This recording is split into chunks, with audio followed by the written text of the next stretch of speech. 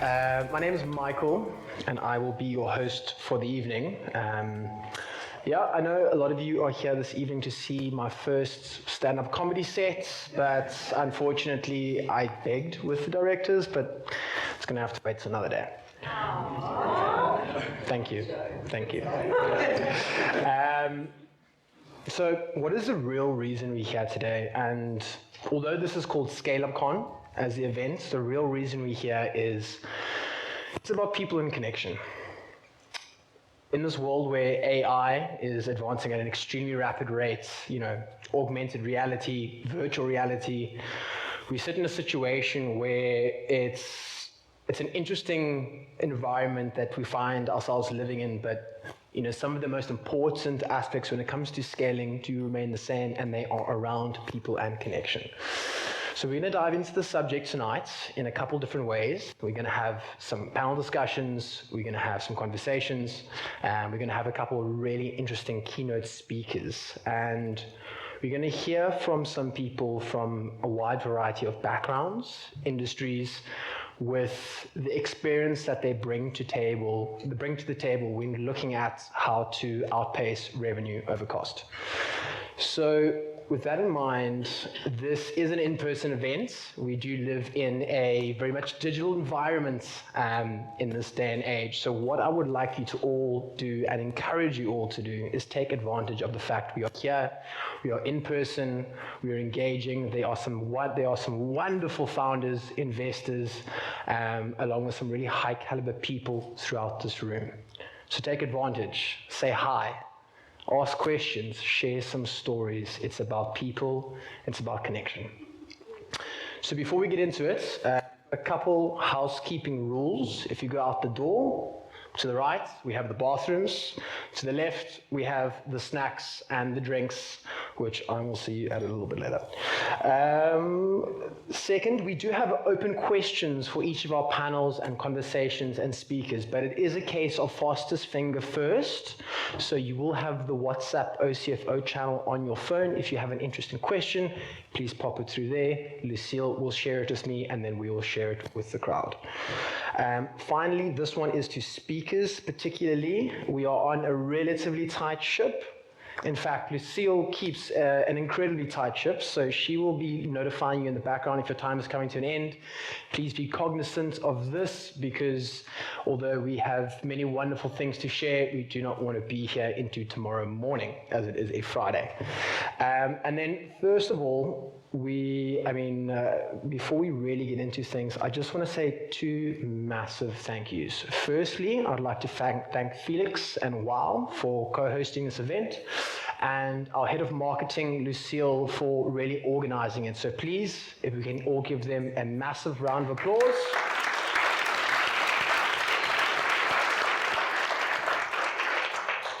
Thank you. So, the first topic for the evening, we're going to be talking about strategy. And after finishing his articles and a really short-lived audit career, Louw Barnard started Outsource CFO with Don Pretorius. This was 10 years ago in December this year. In that time, they've grown the team to nearly 80 finance professionals that's worked with over 900 companies from 27 different countries across the globe.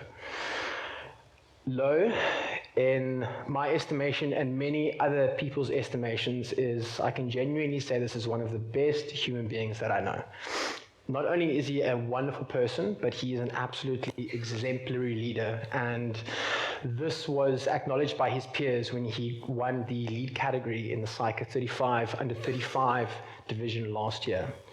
Aside from this, he joined the Forbes Business Council earlier this year, which is a true sign of just the amount of work that he has put in getting the business to the point where it is today. So we're going to hear from Louw. Normally he's on this side of the microphone, so it's nice to see that he's able to share some of his thoughts, some of his wisdom, some of the experience that he has accrued in this period of time. And we're going to hear a little bit more from Louw in speaking about growth frameworks for scaling companies. Please can we have a big round of applause for Louw Barnard.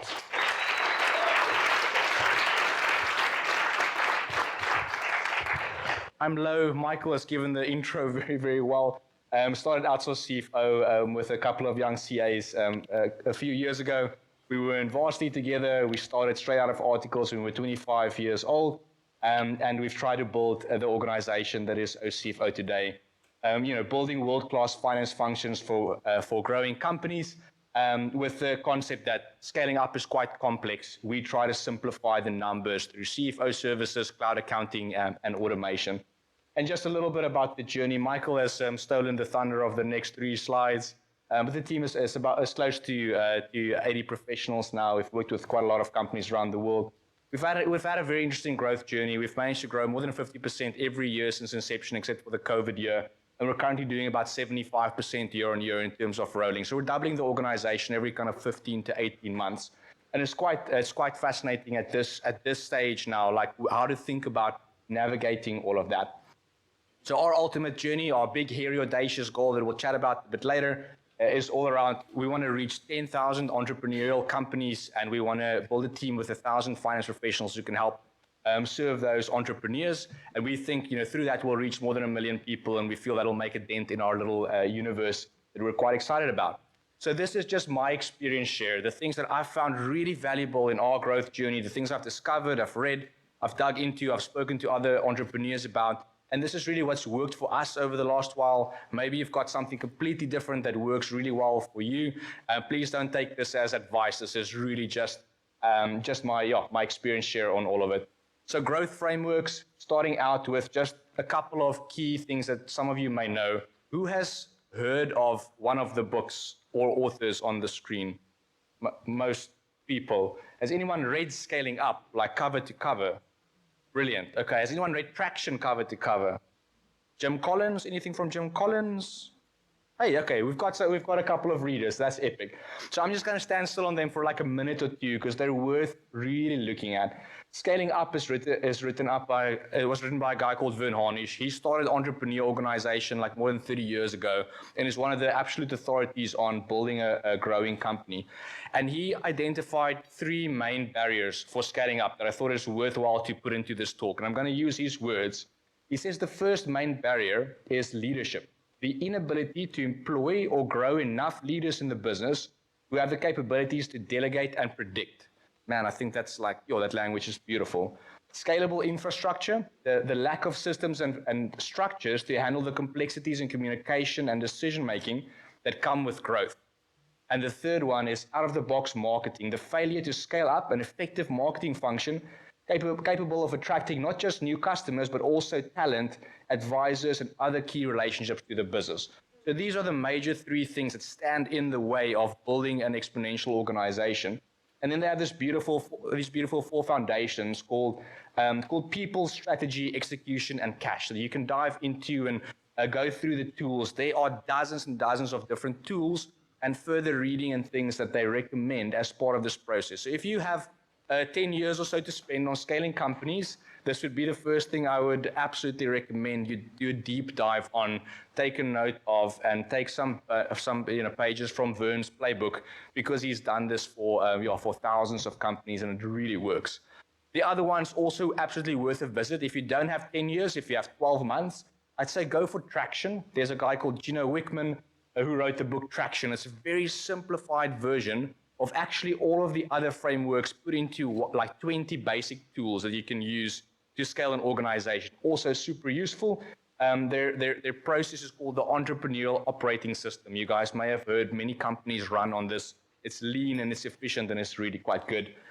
The E-Myth is all about you as an entrepreneur. If you are a specialist in the area that you're building your company in, let's say you're Felix and you're a specialist in digital marketing and SEO and websites and things. Now you have to, if you want to build WOW into a global organization, then you have to figure out how you become not the specialist in that, but how you hire and incorporate specialists to actually do that work, so you can figure out how to work on growing the company, to do the things that only the founder of the organization can do. And that's really kind of E-Myth. It's witty, it's clever, it's fun. It's a really good read. I think lots of us can relate to it. And Jim Collins is just the ultimate thought leader on strategy, on leadership, on creating core values. If you want to go to jimcollins.com and just spend a year on there. It's absolutely amazing. Everything's free. It's so good. So some of our favorite tools, most of them drawn from different of these frameworks that we've incorporated over the years that have worked super well for us, kind of in a format of what did we do first, second, third, fourth, fifth, more or less. And I think the first thing is to have a North Star, a strategic vision for the organization and a purpose statement that really that anyone who works with your company, whether it's a co-founder, a teammate, a client, that anyone can relate. So kind of like building the strategic vision and this purpose out for your business is a great place to start. And you've probably done that on day one. It's almost just getting it out of your head and onto paper and alive in the organization, that everyone knows about this and is bought into this. So what we've done is we just said, we are Outsource CFO. We impact society by helping entrepreneurs succeed. We leverage CFO, cloud accounting, and automation services to scale up entrepreneurial companies so that they can realize the impact of their vision. Successful entrepreneurs change the world. They create economic growth, employment, and social impact. We serve entrepreneurs. We are OCFO. And then on a team-facing side, we create meaningful work and exciting career paths for amazing finance professionals. So this is just kind of like how we've articulated that and then built it into a purpose statement of building world-class finance functions that help entrepreneurs succeed. This was just, I think, a great starting point ahead of then trying to build the core values on which the organization stands. So there's a lot. Jim Collins writes an incredible amount about core values. Who here has like core values established in their companies? If you put your hand up, I might ask you to name all of them. I'm not going to do that right now because I don't have enough time. But I think, he writes, it matters that you have core values, that you preserve them over time, that you are passionately committed to them, and that you align your behaviors and your organizational practices and structures and strategies with those core values. That is just like, that just really lands for me. And maybe 7 years ago, I sat in front of a blank page and we were in a process of trying to first discover your core values. And if I think of the difference between not having it then to what it is in the organization today, it's absolutely foundational to how we hire people, how we promote, how we operate as an organization. And it's kind of like, I think what they recommend you just try to do is make sure it's discovered, articulated, known by everyone in the company. Make sure that you are giving praise and reprimands in accordance with that. Make sure that your people, processes, and activities align to those core values like hiring, orientation, appraisal, recognition, firing even, and make sure you have lots of core initiatives that actually bolster and double down on these core values. Because the more you can live and breathe this, and everybody, if you wake any employee in the company in the middle of the night, if they can tell you what the core values are, that's just, that'd be huge. So excellence in everything, integrity matters, switched on thinking, growth and success, and family first. Some of the things that we've developed, and each one of them then has a whole write-up on kind of like, what does this mean for us as an organization? I'm not going to stand still on all of them for the sake of time. The next one is a big, hairy, audacious goal. Like, what is that 20, 25-year organizational goal that you have? This is a great one to figure out if you have that massive, huge goal you're aiming for that sounds ridiculous now, you can break that down into what do we have to do the next 3 to 5 years to move us in that direction? What do we have to do this year or this quarter? And then you can actually make your decisions in accordance with that. And I shared this with you guys a little bit earlier. Quarterly breakaways, 90-day planning. This is something that's been super valuable for us over the years. Like asking your team, what should we stop, start, and keep doing as an organization? Figuring out, what your strengths, weaknesses, and trends are as a collective. Spending time with your leadership team. Getting out of the office and into a different environment where you can review values and process and all of the things that work well and don't work well. Super useful. Level 10 meetings. This is part of the traction framework. I've got if you want to take a photo of this like 7-8 minute video of Gino's is amazing. This is how to do a weekly 90-minute leadership team meeting with your leadership team that absolutely changes the way you communicate with a weekly pulse that is super powerful. I'll give you guys 1 second on that. Good.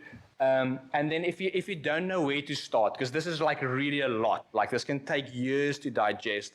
If you don't know where to start, the EOS system Traction has 20 questions, which is called their organizational checkup. It's online, it's free, gives you a very good indication where you should focus. It's quite light touch, so it's easy to work on.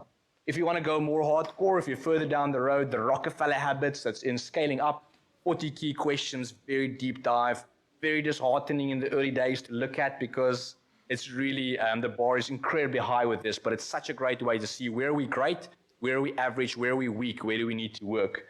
And then I think Next 9 is in the room, locally developed scale up framework that Jason's team is going to speak about a little bit later. Seek out mentors, coaches that can guide you, someone that's done this already maybe, or simply ask your team, what should we stop, start, and keep doing when you work through things. And my last thing, I know I'm out of time this year, is just our cheat code has been entrepreneur organization. Like we've been a member for like 6 years with EOA and EO. If you meet the kind of the EO Accelerator revenue targets is $250,000, like 4 million-ish turnover. If you get there, join Accelerator immediately. Just do that because they teach all these scale-up methodologies and frameworks in a group peer format that's unbelievable. And EO is a power network of global entrepreneurs that of I think $17,000 million plus company founders that you can instantly connect to anywhere in the world, and it's really been a superpower for us the last while. And that is me. That's in a nutshell kind of what's worked for us, what hasn't worked for us, what I think everybody should have a look at. And I think time for questions maybe towards the end if I think of schedule. But yeah, that's it. Thank you. Well, I'm incredibly excited to hear from the next two individuals we have coming up to share some of their experience. So the first individual we have joining myself on stage is Daniel Haltflesh, affectionately known as Deerbeer. He is the father of 2 young kiddies, along with being a senior pastor at 2 churches in Cape Town. Aside from that, Deerbeer is an industrial psychologist and HR specialist, and he really focuses his time on consulting in scaling entrepreneurial environments. The second person I have joining me on stage is Martin van Heerden. Martin is really someone who has been incredibly powerful for myself as well as the rest of the organization, and he really specializes in the personal and leadership development space. Aside from focusing on that, Martin is also a fellow red wine and scooter connoisseur, and if you see him riding on his Vespa, please be sure to wave. Hopefully he's got an Uber here tonight. It's a little bit rainy outside. But between the two of these individuals, they have positively affected thousands of people's lives and dozens of organizations by really helping them take a look at themselves, reevaluate themselves, and improve themselves to unlock that potential.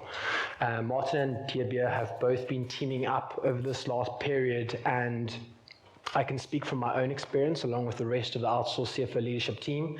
It's had an incredibly huge impact on the way that we not only interact with one another on a sort of leadership team level, but the rest of our teams as well. And I think if you ask every member who's been in that process itself, we're in a different place, not even half a year later. So I'd love you all to give Martin and Deerbeer a very warm, welcoming round of applause. Please. Good evening, everybody. Lovely to be with you. Martin? Yeah. Having conversations with friends in front of people. Yeah, amazing. Not something I do every day. I'm not sure about you. No, not as often as I would like to. We'll just pretend like we didn't script all of this, right? Yep. Absolutely. So, having the topic, the role of leadership and management in scaling environments, we decided to not spend a week on it. We'll take the next 15 minutes. Our approach on it was to first define what makes a scaling environment unique. And then to see, right, so what are the key elements of leadership and management that speak directly into that uniqueness? So that was our approach, and that's the way that we'll also be we'll be going about this. So there's a lot to say, so we'll focus our answers on the few things that we believe are vital. By no means a complete answer to this incredible question. So Martin, in your perspective, what makes a scaling environment unique? Yeah, I think, as Lo said, there's a variety of information out there, and I decided there's two things for me that really make scaling environments quite unique. And the first one is that once you start scaling, your social systems change. As soon as you start adding more people to your team, communication and everything in your team needs to change, and that's something that we've experienced within Outsource CFO at the moment. And I think the communication and everything since we started hybrid models and in-person or remote first, those systems changes a lot, and I think that's where the first thing starts to become very more complex. So how do you work with your social system within your environment? And the second one is probably the one that I'm most passionate about. It's the mismatch of skills. So now you're building this company, your company is running at quite a hectic pace. You're adding new customers, you're adding new people. How do I lead these people? How do I lead the people within my team? And it's what Marshall Goldsmith, he's probably one of the most prominent coaches, said. He said, what got us here won't get us there. So everything needs to start to change. You need to start thinking differently about leadership, about leading your company. And how do I work with the people entrusted in my firm? But I'm quite curious to hear what your insights on this would be. Great stuff. You had 2 points. I'm going to rapid fire on 4 of them, then I'll revert back to later. I think one of the things that makes the environment unique is there's always an inherent sense of excitement and of purpose. An excitement of the vastness of the sea that we're trying to explore and conquer. I believe this is unique, and I believe if we steward this well and we maximize this excitement well, we can overcome a lot of the complexities that also come along with it. The next one is constant change. So change is the only constant, but I think in scaling environments, rapid change is the only constant. Some people love it, some people don't. Some people who do not love it might cause you grief, and some people who do love it might not do that well in doing it because they're just going in, whoo, things are going to change again. So I'd like to speak into that a bit later as well. But we need to learn how to flourish in such environments, and I do believe it is possible. The third one would be that it's an environment where there is almost always a lack of clarity. We're into the new, we're running into stuff that we haven't run into before, and there are great books out there, but none of them was really written for my exact situation. And so I'm always running into, it's like I'm always running into this misty morning, and I'm really excited for the view that's going to unveil itself pretty soon. And it sometimes unveils itself, and then there's more mist, and I run into it again, being very excited for that. And I think there's a few things we can learn about that later on too. And the last thing I think it kind of links into what you said is that it's unique in the sense that it often seems to outgrow the leaders that lead it. If the leaders do not outgrow the organization. And I think Jack Wiles said, if the rate of change on the outside exceeds the rate of change on the inside, then the end is near. So I think these are 4 things we can maybe dig into a little bit deeper.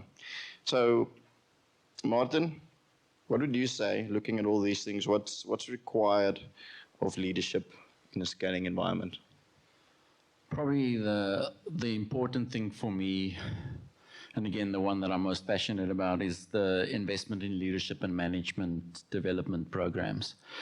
And I think if you want to look at a leadership and management development program, the ones that I've seen that moved the biggest need, or that moves the needle in a profound way, is the one that starts with first of all, how do I develop myself? How do I change as a human being? How do I become the best leader possible for the team that I'm busy with? And the thing with especially larger organizations is that we do leadership development either to get a better BE score or to get those marks or those points or whatever. But I've noticed that constant leadership development within a company is the thing that moves the needle the quickest. And it's not getting someone in once a year, but it's like a continuous thing that we do in our company. This is part of our culture. This is what we do. We've got a learning culture. And I think that's one thing that we started implementing at Outsource CFO is where the senior leadership team gets together every 2 weeks and we have 2 hours with them, which is, as a leadership consultant and a coach, the best thing possible. You know, it's, I think, investing in the leaders, and that's especially important for the CEO as well. Since we've moved into new territory, you're moving from tradecraft into my leadership craft. In a startup environment, was creating your trade. In a scale-up environment is who's the leader that my company needs now. The second thing is not loosening your standards. All of a sudden, we need to hire a lot of new people for new projects, new clients. And the first thing that I see is that people tend to loosen their hiring standards. So either get a new system of hiring people and hiring the best people, but don't loosen your standards. I think that's very, very important. Agreed. I think Steve Jobs said that A players attract A players and B players attract C players. So it's important that we don't fall into that trap. I think that was really good advice. I don't know why they're laughing. A players attract A players. We want A players. Thank you. So I'll be quick. I think the excitement, stewarding that excitement, in my experience, leaders underestimate the power of sharing the excitement they have and what they see. And we call it stupid things like vision casting, but I really think that sounds too much like a boring slideshow. But if we could get into storytelling, if we could get people to feel what we feel when we see the BHAG, I think we do really well. And sometimes as a leader, you feel that you can't share the same thing 5 times, really. I mean, your co-founder is going to roll his eyes when you do that thing again. But for the 3 new people, they've never heard it, and they don't feel it. And if they don't feel it, they don't have it. So don't underestimate the power of sharing your excitement 1,000 times over. Second one is with regards to change. Since it's going to be the only constant, let's do it really well. It's so simple. Like, there's so many great models out there that you could use, like Lewin and McKinsey's 7S or the ADKAR model we use at OCFO. Just make sure that when you are going to run change, that you do it well. Because otherwise it might throw you into the abyss quite quickly. Pick one and do it intentionally. Uncertainty. I think there will be so much uncertainty, then often you run into an entrepreneurial firm and then everything is unclear because we're in such an environment where things are unclear. The fact is, you can be clear on a lot of things if you're disciplined in gaining that clarity. Roles, goals, and core processes. Get them clear. So that the uncertainty that does come will not catch you off guard. Then I think last thing adds to what you've said, but if you don't make time for your personal development, then you're just going to work harder and harder rather than working smarter and smarter. And very soon, if you say, well, I've got no time for it, then very soon I think your organization will have no time for you running the show because you don't actually know what to do. I mean, if you can run a 10 million company, do you know what it takes to run a 100 million company? And so we have to intentionally grow there. Concluding thoughts. One piece of it. Are we allowed to have concluding thoughts to Sil? Should we wrap it right here? We're allowed to have Yeah, concluding. time is running faster than 1 minute. You've got 30 seconds to tell us if you would give one piece of advice. One piece to of leaders in scaling environments. I think you mentioned it. I think you have to be crystal clear on where you're going, who's your client, what do you want to achieve, and say no to everything else. Otherwise, you're going to be busy with things that you don't want to be busy with. Yeah. That's going to waste your time and energy. Thanks. While we're working on this, we came up with a word that speaks into scaling sustainably, and we call it scalability.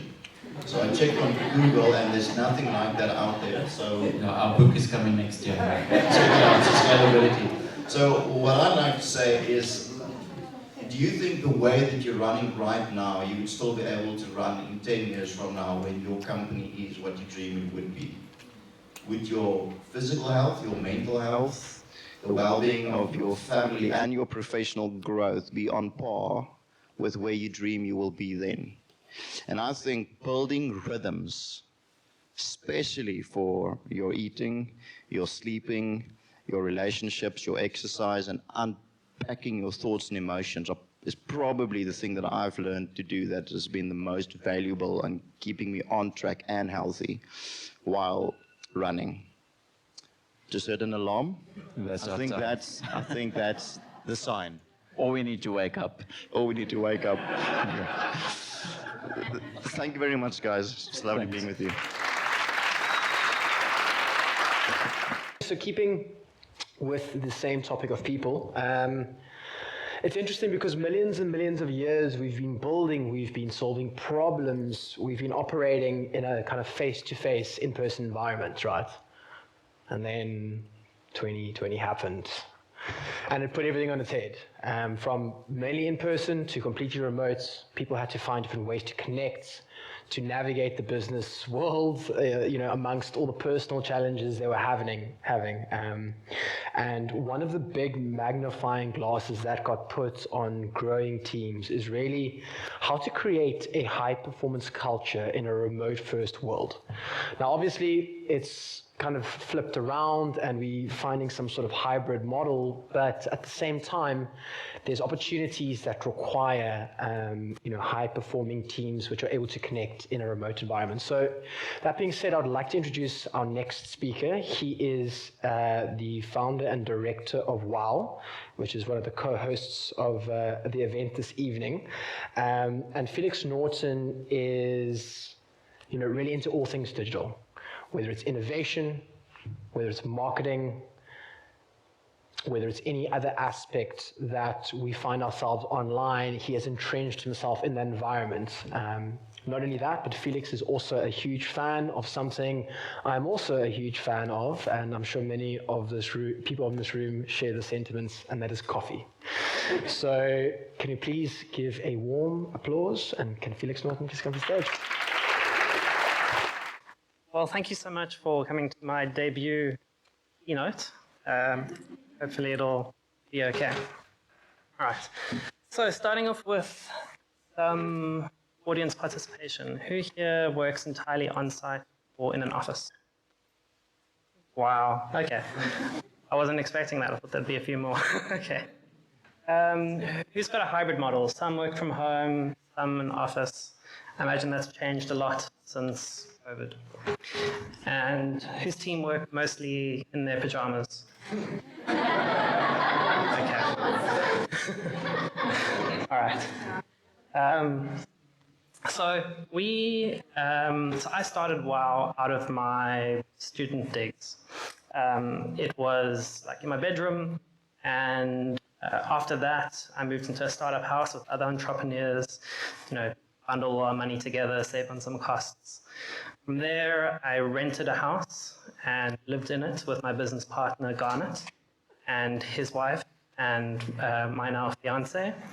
And just want to say a special thank you to them for not leaving us during that time, especially when you came home after a long day of work and the house reeked because somebody exploded a fish in the microwave. I really appreciate But in 2019, we finally got our first formal office. And that was a huge inflection point in our business because there's something super tangible about having your first physical presence. It feels like you've made it, you know?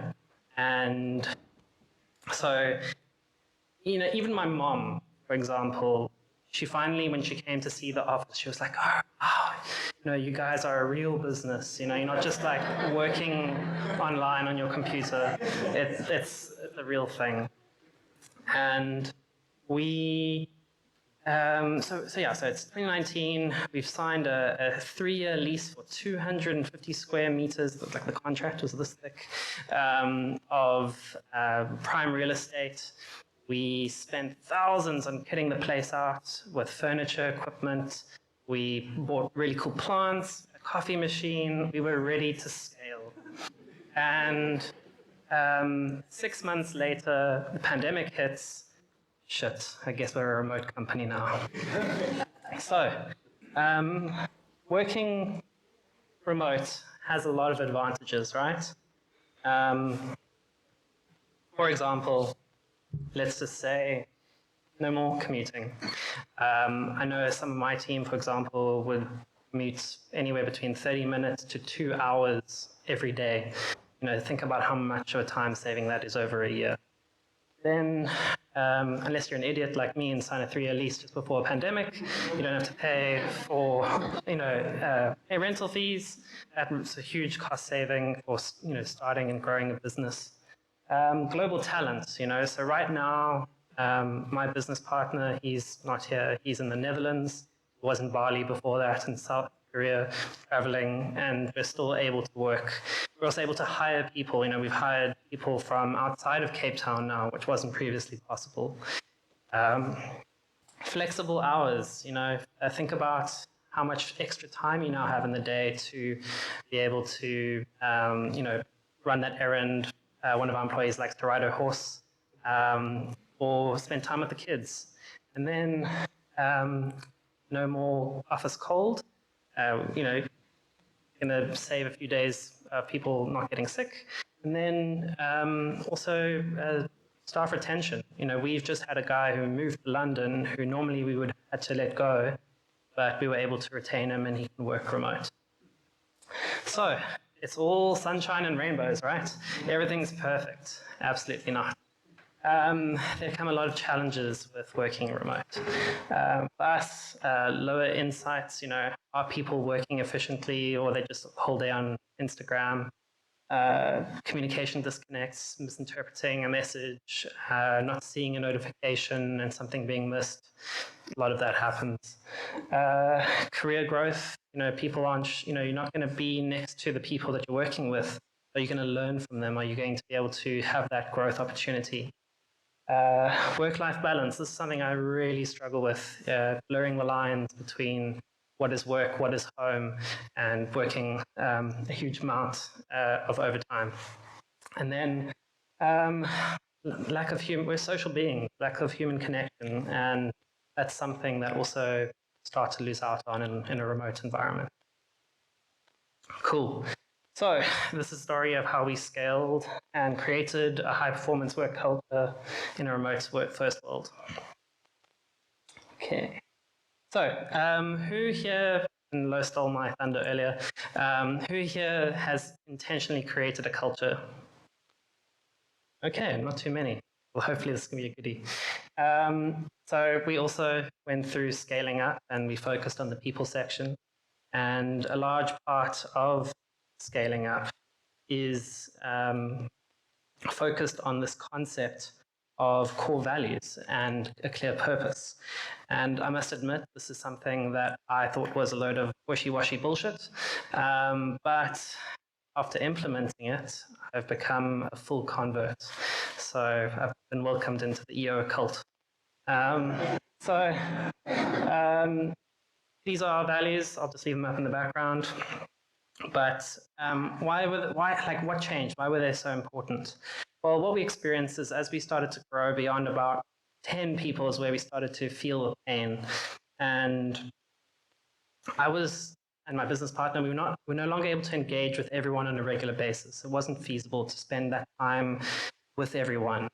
And because we were busy, we had meetings, clients, etc. So core values solved this pain point of being able to propagate our beliefs and our values to our team, and they could then spread it onto other team members as we grew.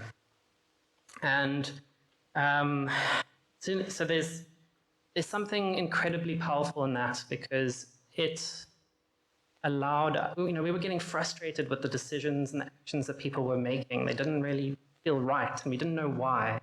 And then we created the core values, and it was like a light bulb had gone on.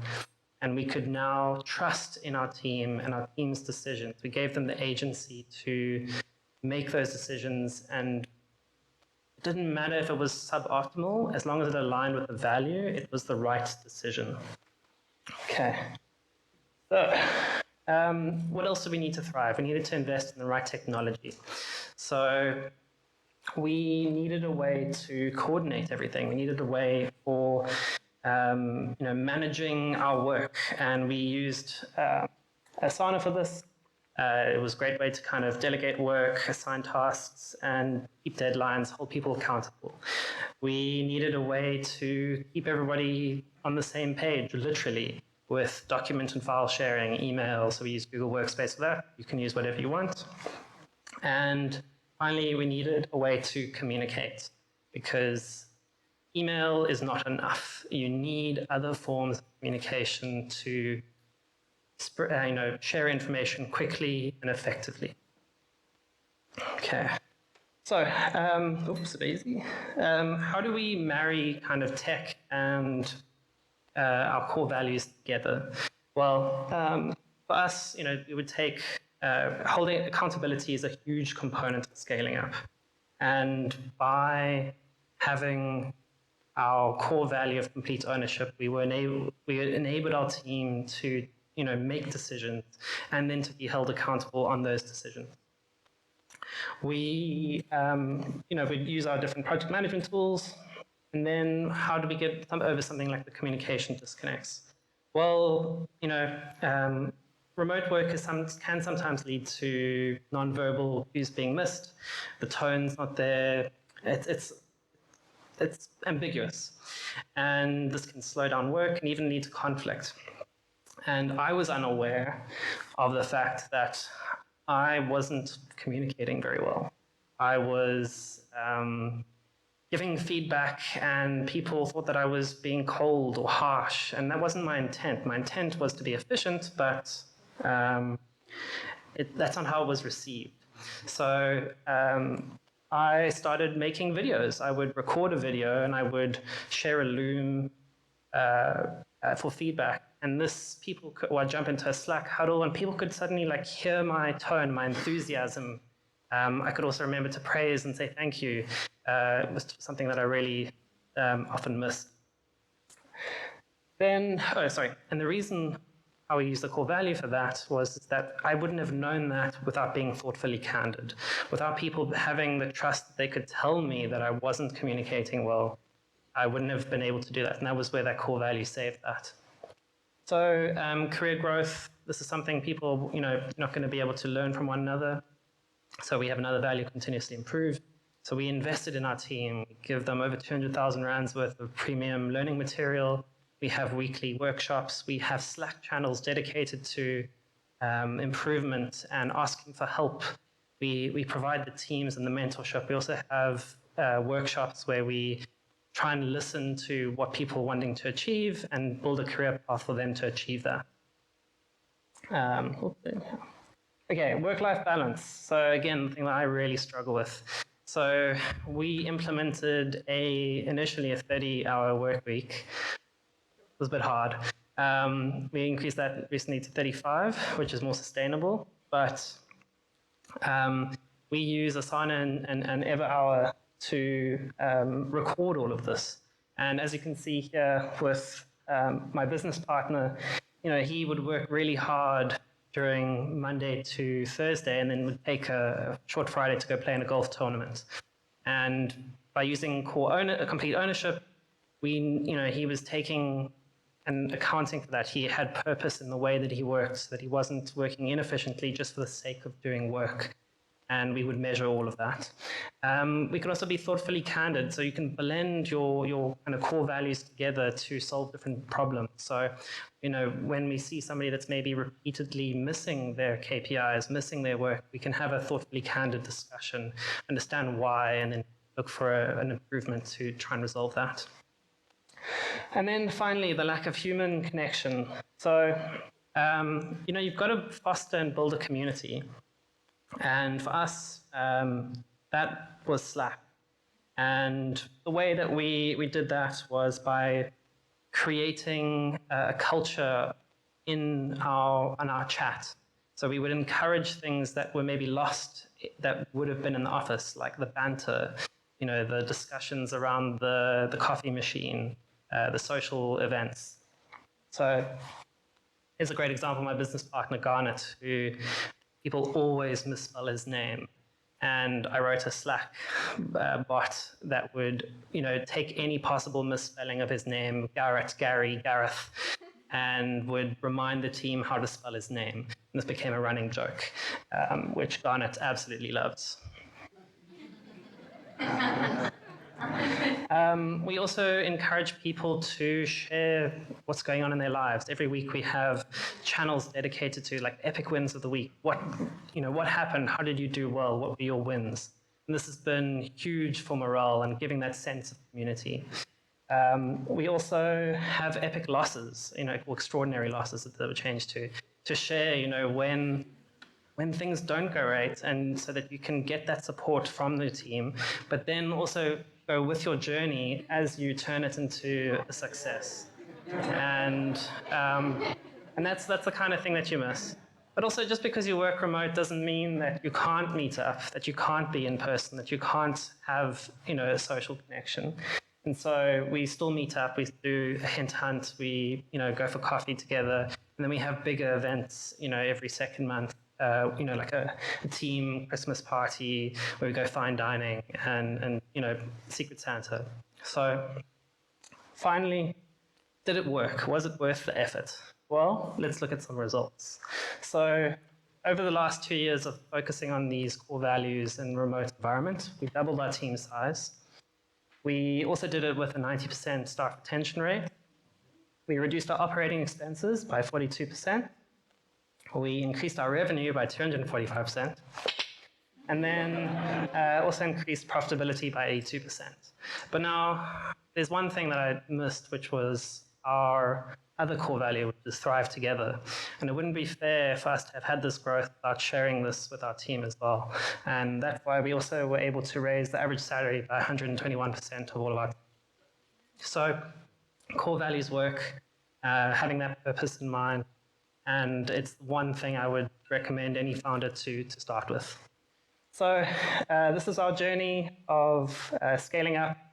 We're now going to be focusing on strategy and execution as we scale further. And if you have any questions, want to hear more, let's meet up for drinks afterwards. All right, thank you.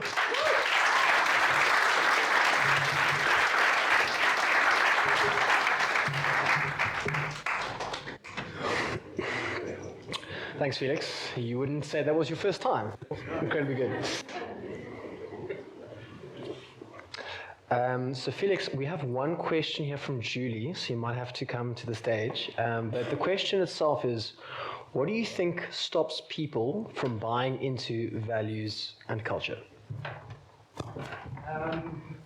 This is one that this was my fear of creating values. This is why I was a skeptic, because if you don't get the buy-in of your team, they're not going to be followed. And this is why when we created our values, we had an inherent sense of what our values were, but we refined them with the team. We put everybody in a room, and this is why you also got to do it at a small stage. Also, not why you have to, but why we encourage you to do it at a smaller stage. Because as your business gets larger, it's going to be harder and harder to implement a culture. So doing it earlier on is better. And so if you don't have the buy-in of the people, then it doesn't work. And that's why I was a skeptic. That's why companies I see, they have values, but people don't follow them. So you then do other things, and this is what we'll read in the book, where they talk about hiring people that align with your values. So you define your values, and then you make the right hires. And fortunately, get rid of maybe the people that don't align. But it's a hard truth about how you get the right culture and make sure that that culture is maintained and curated. Anything else? Cool. From strategy, we move to people. From people, we are moving to finance. And to delve into a little bit in terms of what are the tools needed to scale a company, we're going to be running a panel discussion. So in terms of the structure of this discussion, we are going to keep it one question per person, just for the sake of time, and then please do weigh in if you feel that a question does need your input. So with that in mind, we're going to kick off with Max. Max, my question to you is a kind of a two-parter, right? So what are the most important KPIs that a company trying to scale should track? Along with how can finance tools help in monitoring and analyzing these metrics in a fast-growing organization? Thanks very much. It's quite a broad question, obviously, and I think every company is in a different position in their life cycle. So, excuse me if I'm going to talk in cliches a little bit, but I think for any entrepreneur, I think cash is king. So I want to talk a little bit about that. I think no matter if you're in seed funding or Series A, B, C, whatever it is, the old adage still holds true that sales is vanity, profit is sanity, but cash is reality. So I think a lot of companies, depending where you are on your scale, look at your cash burn rate. So how much cash you're burning through, whether it's your own or funding. But looking at how long you have your cash in place for, when you need to start looking at your next level of investment. And obviously, there are lots of different metrics around that as well. The good old traditional ones of working capital still hold true. Your trade payable days and debtors days. Are you working your working capital, making sure that they're funding you, not the other way around? And I think, a lot of founders focusing very much on the top line and growing the company, which absolutely stays true because you have to pay the bills. But it's also about converting that into cash and making sure that you're getting that into your bank account so you can pay your staff and, you don't have to borrow from the banks and take on all that extra debt and funding. So I think cash is always a key metric for any successful business, whether you're growth phase or more stable. So there's lots of good metrics around those. I think depending on the industry you're in, if you're a subscriptions type business, you can look at some fancy metrics like annual recurring revenue and how those drive your valuations. But yeah, I think as a general overview, focusing your working capital as entrepreneurs, make sure that you're sweating the assets, not the people, but your other assets and your working capital. Work with your finance team to make sure that they are getting the right information to provide that data. I think the second question around data tools, I'm going to take a slightly different tack and just say tools are great, but I find that systems are a great way of making your existing processes more efficient at the start, so you've got to make sure your data is right. I think a lot of people who are running a business, go to conferences maybe like this, or they read through and they look at exciting new different metrics they want to build into their business and want to track, but if the underlying data is rubbish, it doesn't mean anything and actually might lead you down the wrong way. So you have to make sure that the data going into your systems and processes is correct. So focus on the fundamentals, invest in the right resources to make sure that you're getting the right data into your systems, and then start looking at what are the multipliers that you can build into your business. So whether you want to move from a very much starter-based business, from cash-based accounting into a great little system like Xero, moving into the next phase when you have more entities, maybe you're going internationally, look at medium-sized ERP systems like a NetSuite or something. There are lots of amazing tools out there, but also don't be too impatient to move on to the next stage. Systems are expensive. You need to make sure that you're putting your money where it needs to be on building your customer base. Cost to acquire for your customers is very important. So, it's all a balance. It's all areas of gray. There's no set rule when it comes to systems, but absolutely, the right ones can help you multiply your efficiencies. But again, fundamentals always apply, no matter what the business is, whether you're a 2 billion rand business or whether you're a coffee shop on the corner. You have to understand, make sure the data's right before you can build any fancy systems in there.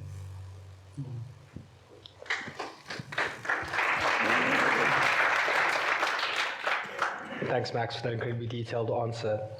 The second question I've got for our panel is directed at Jacques. And what I would like to ask you, Jacques, is why is it important for companies to have access to real-time data and analytics in general, and how does this help founders and finance teams in terms of making their decisions as to what their next step should be? Yeah, thanks, Michael. So obviously, as a business owner or founder, you obviously have a goal in the end of the day where you want to take your business, and having that real-time insights helps you just to see where are you in the process. I mean, if we are in Cape Town now, we obviously get heavy rains. If you're on the road and it rains too hard, you basically slow down your car and try just to manage it. And in the same way, if as a business you cannot see what's going on, you do not have that real-time insights, it's difficult then to really know what's going on. The only problem is many times with a business, it doesn't slow down. It keeps going on in the direction where it was going. Now, if it wasn't going in the right direction, why waste like 5 months only realizing later on when your auditor or someone tells you, hey, this is the results? You maybe looked at your bank statement or whatever, but that doesn't necessarily translate into the profit or things like that. So important to have that real-time insight so that you can see where is your business going in terms of that, for instance, and to change if it needed. I mean, those insights helps business owners to direct behavior. That's what we want in the end of the day, to be able to change where needed in that sense. On the second question, I mean, for founder and finance teams, obviously for finance teams to help their founders and owners get the real insights and get it quickly, so that, again, if they are going in the wrong direction, changes can be made. And just for, I mean, founders, you spend a lot of time and energy putting it into the venture. Why waste all that energy if it's not achieving the results you want? But you would only know that once you can see that. And it's about almost knowing where the finish line is, so that you don't stop short of a finish line in the end of the day, but actually be able to achieve that goals you would want. Thank you, Jacques. So the third question we have is really, let's talk tooling. Not talking about myself, but what I would like to ask Damien Baker is, who's really our resident sort of Xero expert outsourced CFO, along with our head of cloud accounting, on what are the most important tools to assist with scale. And then I think what is incredibly important when looking at implementing any tools or adopting any tools is the change management process, right? And what are sort of the challenges around this and ways of looking at it which can really help smooth that process of implementing the software or the specific tool within the organization itself. No, Michael, thanks. Max, thanks. Like, we need to understand cash is king, obviously, but in my world, data is king as well. If you don't have a true view on your data and your business, how are you going to monitor it? So granted, there is so many tools available on the market. Let's look at Xero, NetSuite, but don't go down this rabbit hole and start implementing various different applications because it all sounds cool. You're going to destroy your cash. You are going to go down this rabbit hole. You're going to start becoming inefficient. So look at what is the need for your business. At the heart of it, you need an accounting system that can tell you where did your money go and where did you spend your money and where did it come in. We obviously are prone Xero fans. We implement that for most of our companies as well, and we look at something that's called a basic app stack. So at the heart of it, we implement Xero for our clients, and then we look at a payroll solution. We look at something that's called like a pre-accounting tool that you want to just automate the whole process of capturing your supplier invoices. And if the tool can connect to your bank as well, it just makes your life significantly simpler. Data is king. If you bring in poor data, it's going to be next to impossible to monitor what's going on in your business. So focus on what is the need for your business. Spend a bit of time on it, take it a bit slower, and then start implementing it. In the whole cloud accounting space that we're finding ourselves in, most of these tools are modular. You can start adding on as your company scales. Don't go and, let's use this analogy, you want to go drive down to Cape Town and you want to go get yourself a Ferrari now, where a moderately based car could have gotten you there as well. Don't go and overcapitalize on an accounting tool initially. If your company starts scaling to the point where you need something larger, definitely look into it. But take it slower and look at what the need is for the company. Now, Michael, the second part here is change management. Oh, guys, a lot of problems happen here. You as the founder, you start implementing everything and it starts getting problematic. People don't have the buy-in. What is the purpose of the tool that we're implementing? Get it implemented and have the buy-in of the team. If you don't have your buy-in, you are in a world of pain. Thanks. Max, Jacques, Wimbai, anything to add to what Damien said in terms of change management and the process around getting teams to adopt?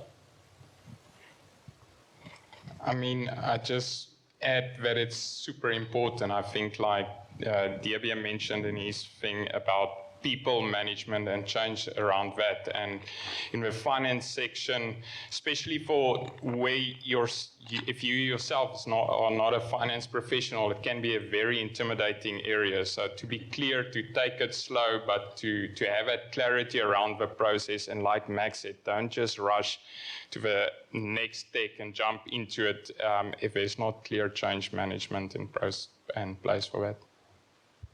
Thanks, Jacques. I think just, on the points around the staff and bringing them along the ride with you, I think change management can be very focused on process and the systems themselves, but your finance team needs to come on that journey with you. So you as a senior member of the team might be involved in the daily discussions with the implementation partner and the systems you're going with, but the most junior person, you talked about doing bank recons, might be worried about what is the implications for them.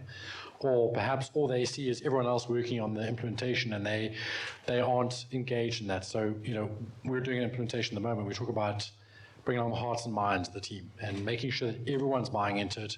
Everyone understands what we're doing to make sure they all are excited about the project and they can see the benefits for them, not just risks, because there shouldn't really be risks, but only the positive side of any implementation.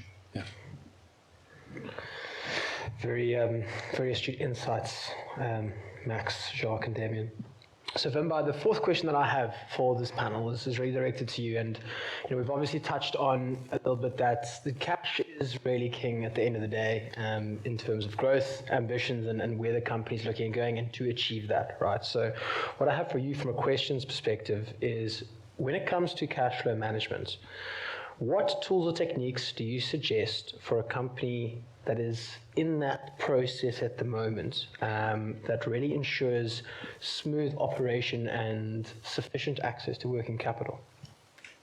Thanks, Michael. Thanks, Michael. So I think the first point or the first tool that a company can use is the simple cash forecast. And the cash forecast just tells you the funds that you're going to get in at a certain period and the funds that you need to pay out. And most businesses will do that monthly. But for small businesses, I would encourage that to be done weekly so that you really have a grip on when the money is coming in and when you need to pay out. And you find that there's certain items that are paid at a certain point. So you need to make sure your payroll is paid out. You need to make sure that VAT and pay-as-you-earn are paid out. And those are paid at specific points in time. So you want to be able to know at a certain point that you've got enough resources to make those payments. And if not, then you need to make a plan around it, whether it's getting funds from the bank, whether it's negotiating with one of your debtors to pay up front, whether it's negotiating with your supplier to delay the payment by a week. That's some of the items that you can really take away from just doing your cash flow forecast. And then another item as well is to also, so preferably the cash flow forecast should also speak to your profit and loss and balance sheet if you can do it. But because it then gives you a holistic picture of how, your business works. And then the other item is to also review your cash flow. So compare what you did versus what you budgeted for. That allows you to pick any opportunities to improve in your business. So, for example, if you expected to collect X amount, why did you not collect? Is it because we didn't follow up with our debtors in time? Is it because we didn't invoice on time? That allows you to put processes in place as well. That makes sure your billing is done on time. That makes sure your invoicing is done on time. That makes sure your statements are sent out to the creditors in time, to the debtors in time. So you get your money, because I think, as everyone has said on this panel, cash is king. And whilst it's good to sell, you also need to be able to collect those funds. And then for those entities that are in the growth phase, you'll find that you're most probably burning cash and you need to get funds in.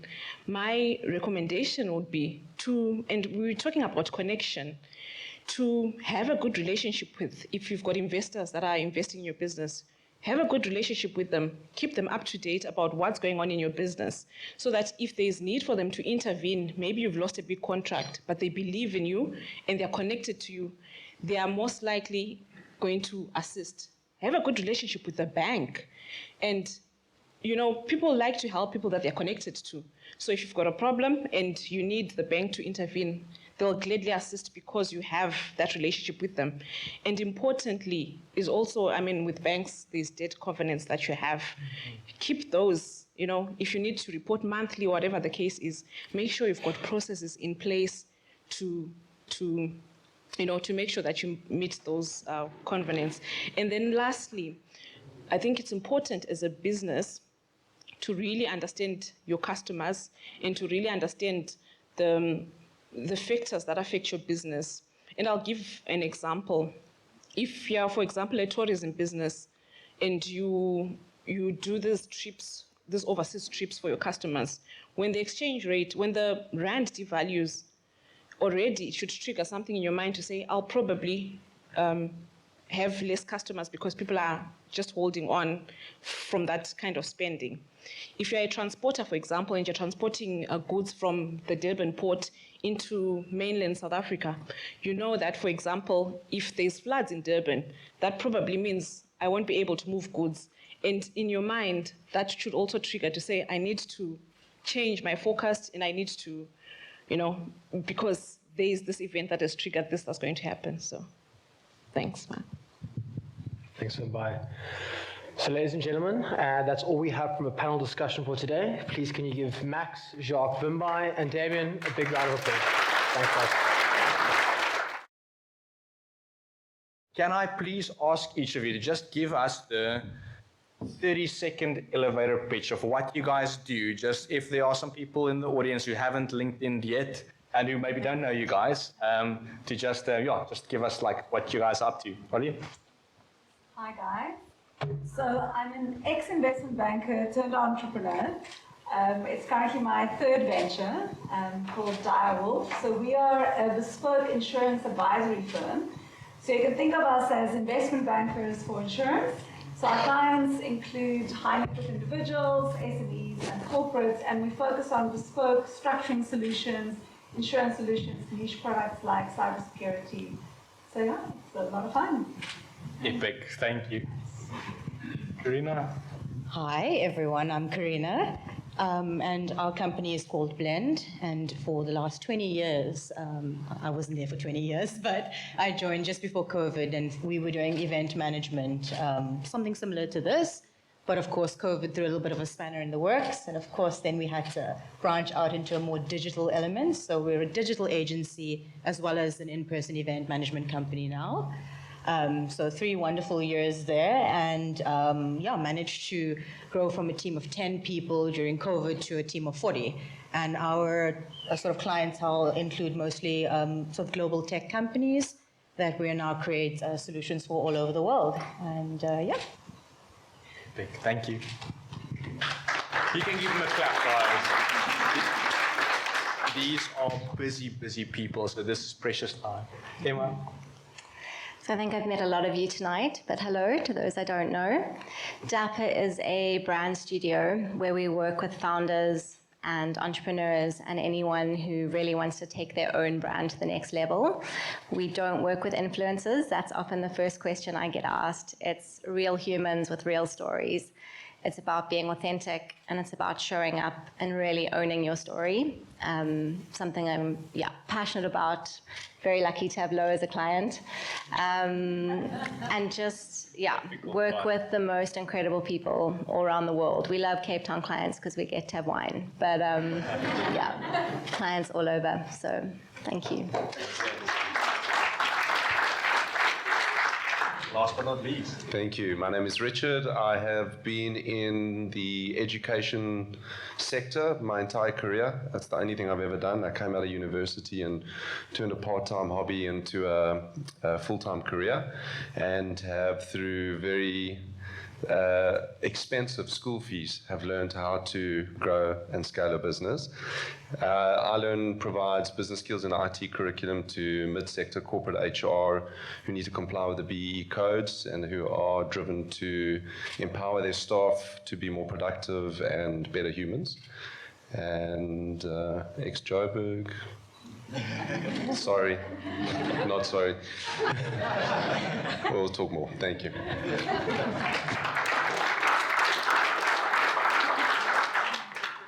Epic, guys. So I think you can see why we asked them specifically to come and speak to us. So of the companies they currently run, Karina and Richard's organizations are in the kind of like 40 to 100 kind of like level stage. And Emma and Arlene's current ventures are on the kind of more 2 to 3 year kind of stage, but it's not their first rodeos. They've built other companies prior to that, as has been alluded to. So a very interesting mix of like kind of early stage businesses and later stage businesses, 10, 20 years for some of you guys. So excited to just hear those different perspectives. And I think something that maybe hasn't been spoken of that much yet tonight is just how hard it is to be a founder of a fast-growing company. And because we are here for the real stuff, I'd love to just ask, maybe I'll ask one or two of you guys each of the questions to just see that we get through some of them. But just what's the biggest challenge you've ever overcome on your entrepreneurship journey, current venture, maybe preferably? Arlene, can I throw that to you first? They always say it's really difficult to start a business. And so my first venture, so Tim, my first chairman is actually here, was WeThinkCo. And back then, I don't even think about, I'm starting a business, I was just like, we need to see this in the world. So I was very naive, so I had an excuse then, I don't know how hard it was. But now, third time around, I'm like, what am I doing? I know it's hard. But I think, there's a lot of complexity. So we actually went to market 2 years ago, so it's very new. But as a lot of people before us have said, it's very different skills in the beginning.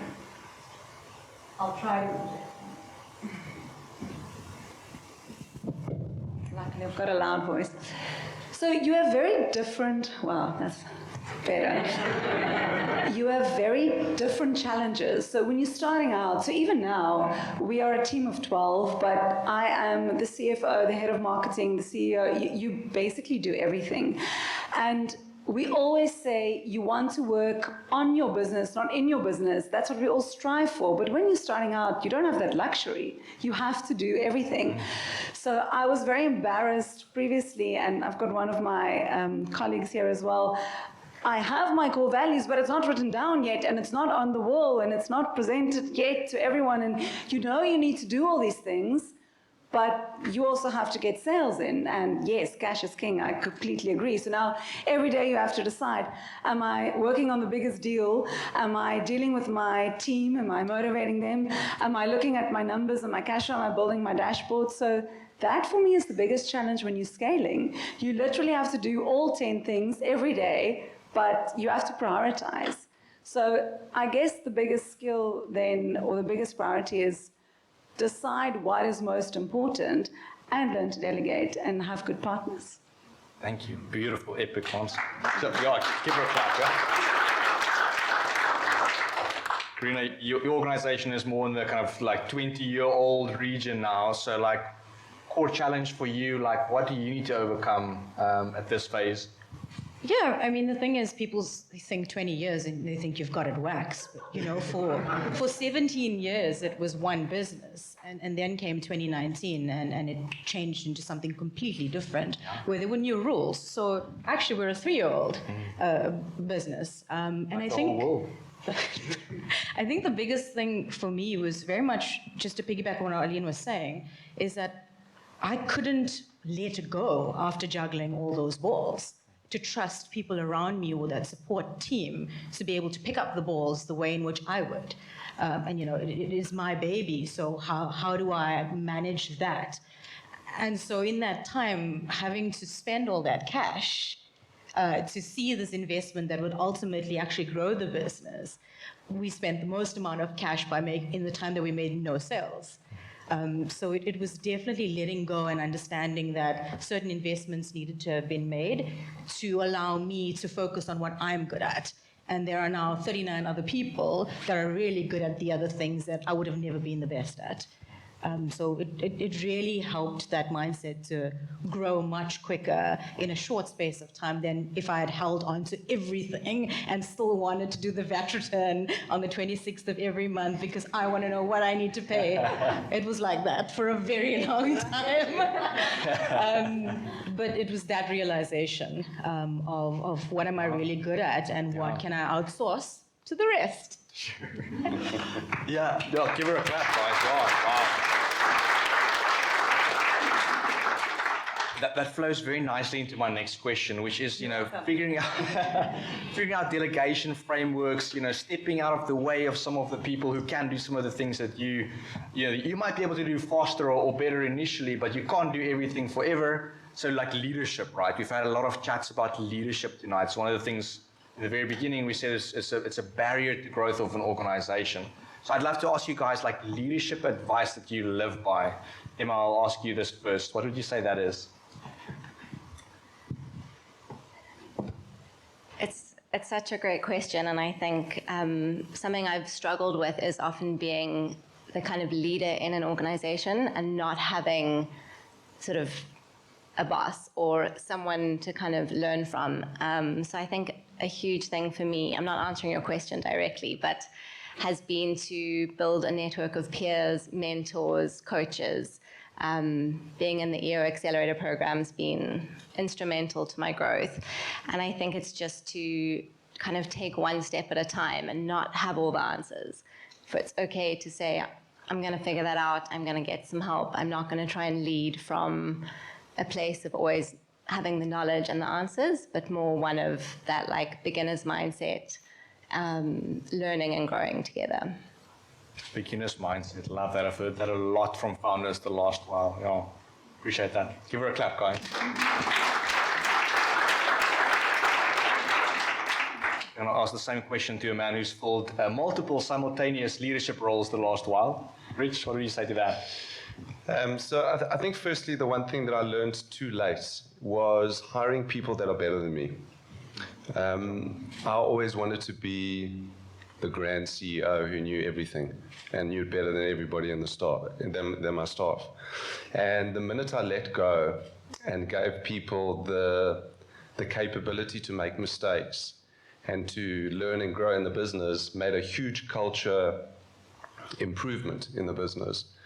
Because you're actually, so what we did at iLearn is about 10 years ago, 12 years ago, in lieu of an HR manager, I hired a performance coach who meets with every one of my staff every month in a private coaching session across the business.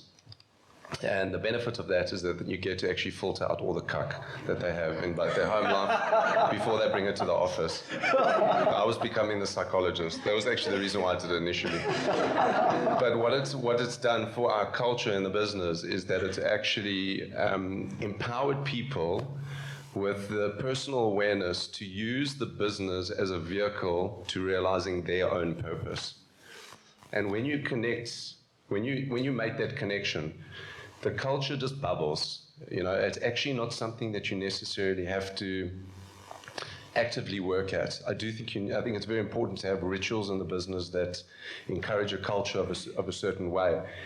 So, for example, we're trying to improve upon our operational team to have more of a high performance mindset. And we're in the education space. We're very touchy feely and HR managers, and there's a lot of hugging. So when you want to drive high performance, it can be tricky. So, and naturally in a sales team who's we demand meeting the numbers, and you can imagine a sales environment, you're either making it or you're not, because the numbers never lie. But in an operations team, it's not quite as cut and dry. So we're going through a process now where we're instilling the same mindset of high performance, which in the sales team is target-driven, but the operations team is less so. So we're using the sales team to teach the operations team that mindset. So now you're getting buy-in from both sides of the organization. There's always been this tussle and tug-of-war between sales and operations. So yeah, that's just a few gold nuggets. I hope that helps. That's perfect. Thank you so much.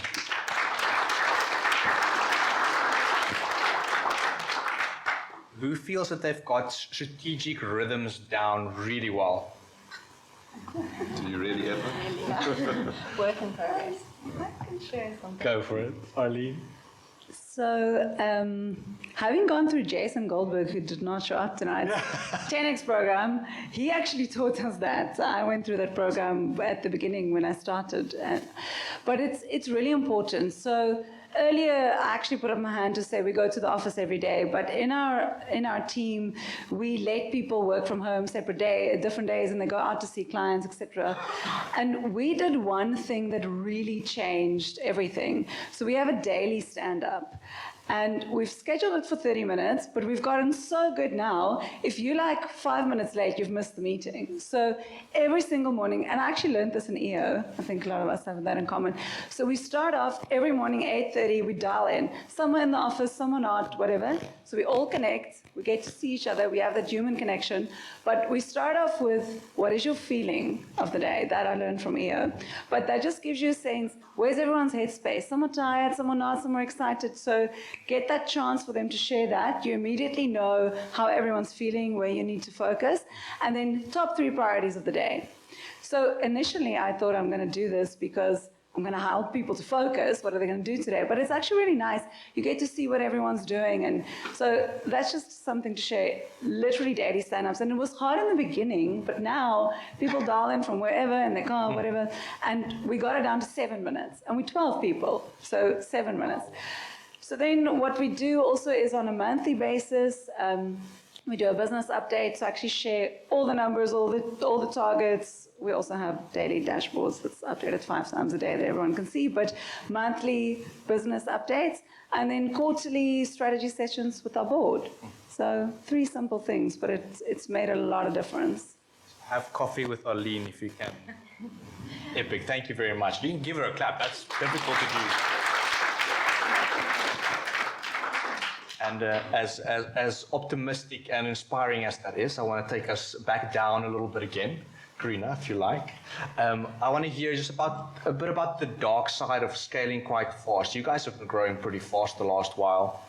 What's the dark side of it? What does it take from an executive director to operate in that kind of environment? So I think the first dark side is definitely not having enough sleep.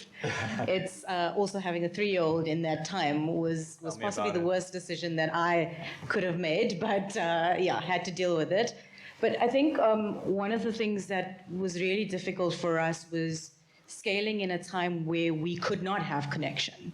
We were so limited to even meeting each other in person. We had to onboard around 20 people, and I physically only saw them 6 to 8 months later in person. So it was really difficult to actually get them to understand us, understand our culture, to really connect to what it is that's important to us, and especially because we're client facing. We don't sell a product, we sell service, we sell client relations. That was really, really difficult to kind of we had really great candidates join, but they just did not understand our culture, who we were. So we also found ourselves being really frustrated with each other, a lot of our tones, and there was lots of misunderstanding and lack of communication or miscommunication. So often even the senior leadership team would fight with each other. So there were lots of high emotions during that time. And that was also linked to the cash flow. We're spending money that we're not making, it's not replenishing, but this is like this investment that we're making, and we're going to see it in 2 to 3 years. So to really get everyone on board to understand that are not finance individuals, was really, really a struggle. So my biggest or darkest time was people engagement in our business. The clients needed to have been serviced by people, but you can't get to the people who's not servicing clients, you need the revenue. So it was a direct sort of impact on us. And at the same time, also the work-life balance. When do you stop? It's your baby. You need to feed 40 of those people and their families. So you don't stop. You put the baby back down, and then you move to HR. And then at 2 a.m. you move to operations. And then at 5 a.m. you move to, finance. So it is a matter of a lot of juggling in a very, very short space of time. For that end goal. And now that you get to a portion of it, to actually be able to go on time off and have your entire team manage things that you don't even need to blink at, I think that's the time in between.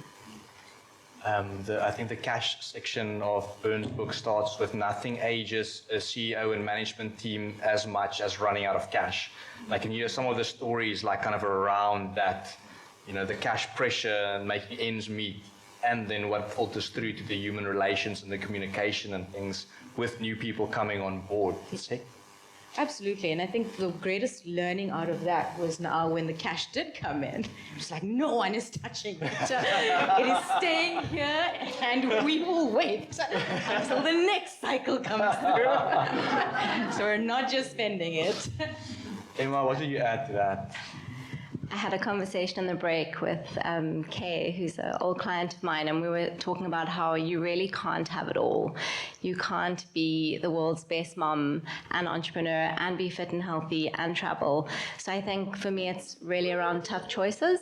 I think... Someone crying. Hope not. I think something I'm realizing at 37 is I have put my career first for too long. And if I want to have a family, I've got to look at that in the next couple of years. So I think it's just being really honest with myself around, I love what I do, I'm adding value, I'm so committed to it, but there's other things that I want to tick off in the next decade too. Yeah, prioritization between a whole bunch of things where you can never score 10 out of 10 on everything. You can have it all, you just can't have it all at once. I love that. Guys, we're going to have to wrap up, even with one session left. There are some drinks to get to. A big part of the evening is also just meeting some of the people in the room and spending some time together. There are incredible people in this room, like the ones we have here on stage. Just before we wrap, I'd just love to hear what's next for you guys in the current venture or the next, or in your life, if you like. Rich? Sure. So iLearn is an established business. I have an MD that runs it. I'm operationally not involved in the business. Sorry, can we just clap for him?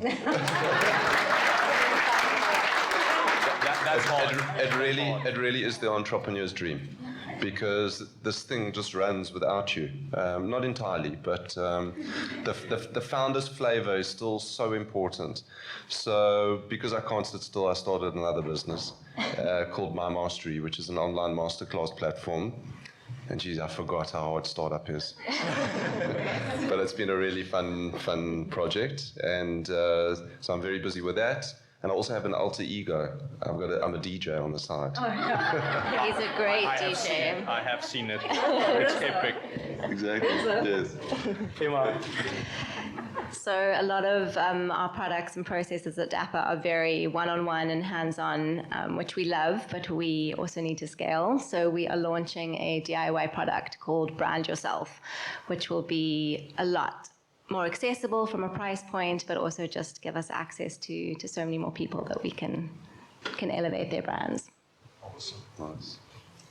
So from Blend, we have just opened Blend UK. So we're going to sort of infiltrate the UK and Europe, and straight after that it will be the Middle East. So that's going to be quite exciting. So that's this year and next. And then personally, I'm going to start spending time with the little one and having a more work-life balance. I have missed the first 3 years, so when I do show up, hopefully she is receptive to it, but a little bit more. Exists. Hopefully she recognizes me, but just very much on the, if I'm not healthy and happy and, really engaged in my personal life, it's never going to work, no matter how hard I try. So me first. Good luck. Then the world. Thanks for that, sure. So we changed our business quite a bit 6 months ago. We're focusing a lot more on big corporates, which is quite intimidating actually. But so hopefully tomorrow we're signing our biggest client yet. And then on Monday so I'm telling you guys first, we are launching a new product called Direwolf Black.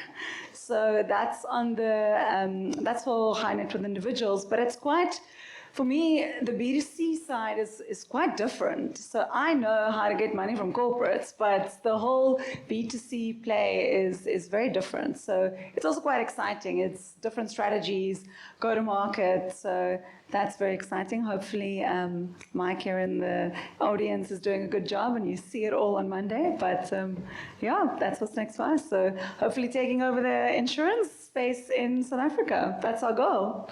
So that's it.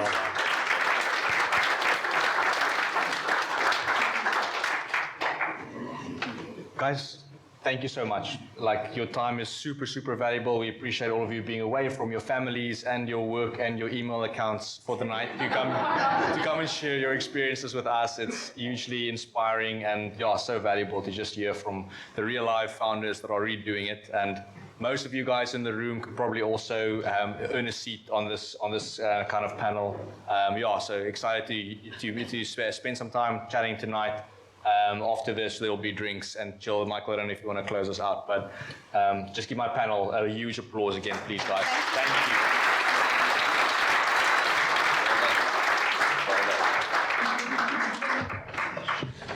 you. So, ladies and gentlemen, just to end the evening, can we please have all panel members and keynote speakers up on stage? I just want to give you all a slight gift, please. Lucille will help hand out.